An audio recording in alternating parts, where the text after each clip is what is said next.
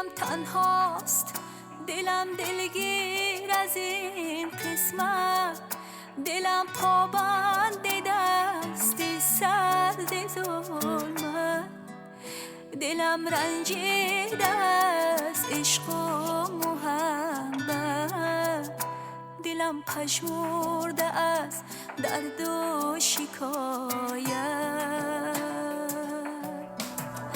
خدایا قلب من تنهاست، تو هم تنها نبگذارش، نجاتش ده که میره ز جبر و هجر دل دارش.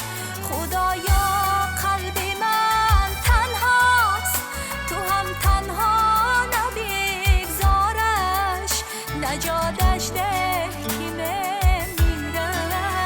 ز جبر و هجر دل دارش.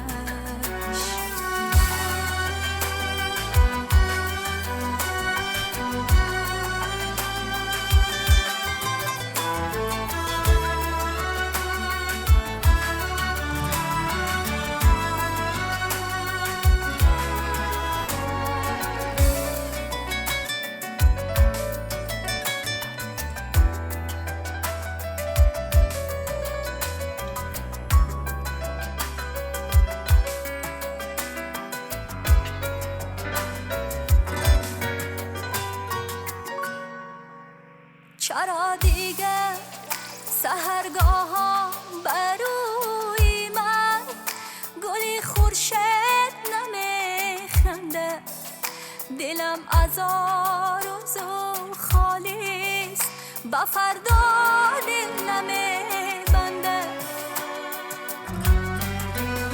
خدای من بده بر من بهاری خنده هایم را، شبستانی وفایم را، بگو برگردد آن دلدار که بخشیدم خطایش را، همه رنج و جفایش را. مرا تنها نبگذارد، دلش را هدیه بسپارد. خدایا قلب من تنهاست، تو هم تنها نبگذارش، نجاتش ده که میرد ز جبر و هجر دل دارش.